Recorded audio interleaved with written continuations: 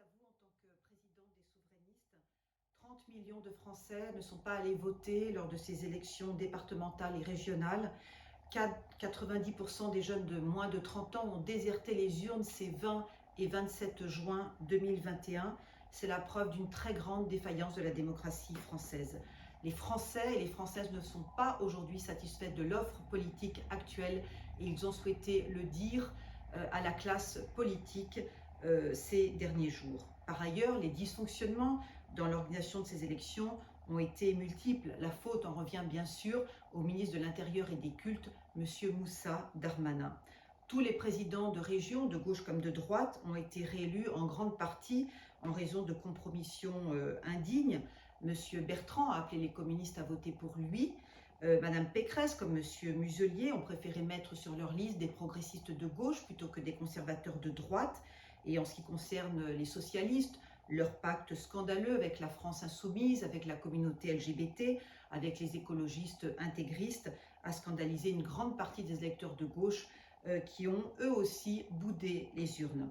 Quant au président Macron, il doit prendre acte de sa débâcle électorale, de la désaffection des Français à son égard et démissionner ou être destitué au nom de l'article 68 de la Constitution française en raison de la succession des manquements graves à sa mission présidentielle.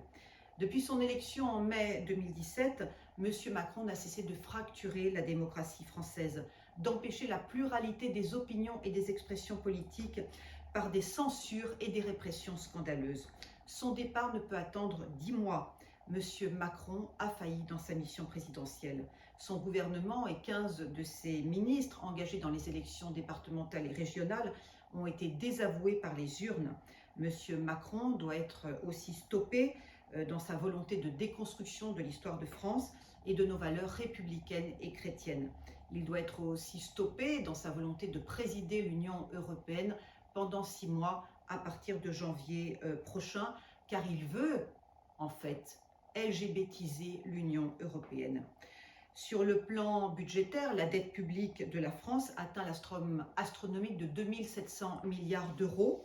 Sur le plan social, 2 millions de Français vivent aujourd'hui avec moins de 930 € par mois. Cela prouve que M. Macron est un piètre politique et un piètre gestionnaire. L'article 7 de la Constitution française vous donne, Monsieur le Président du Sénat, le droit d'exercer l'intérim présidentiel en cas de vacance du président de la République et d'organiser le scrutin pour l'élection du nouveau président de la République. Il faut le faire tout de suite, avant qu'Emmanuel Macron, avec la complicité de ses ministres, n'instaure une véritable tyrannie sanitaire, en rendant la vaccination obligatoire pour toutes et pour tous, et en particulier pour les enfants, en légalisant le passeport vaccinal, en décrétant un 4e confinement peut-être en octobre prochain. Sa loi bioéthique, son communautarisme pro-LGBT, sa promotion de la discrimination positive, son égalitarisme forcené, sa déconstruction de l'histoire de France, sa politique de désinstruction nationale, son mépris du catholicisme et du génie français, c'est lui qui affirme qu'il n'y a pas de culture française, son obsession vaccinale sont parfaitement indignes et immorales. Il doit partir urgemment, il n'est pas digne de présider la France. Quant à celle qui doit succéder à Emmanuel Macron, cela ne peut être que la présidente des souverainistes. Pourquoi? Parce qu'elle seule a la droiture, elle seule a l'éthique, elle seule a l'expertise pour redresser la France et la sortir du déclin et de la déliquescence.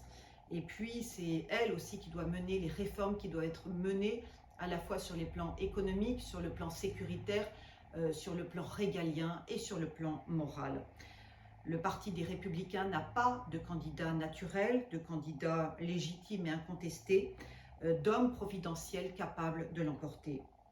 Le programme des souverainistes, décliné en 12 propositions claires, nettes, précises et pragmatiques, répond aux aspirations des républicains, des centristes, des patriotes, des souverainistes de gauche et des écologistes de droite.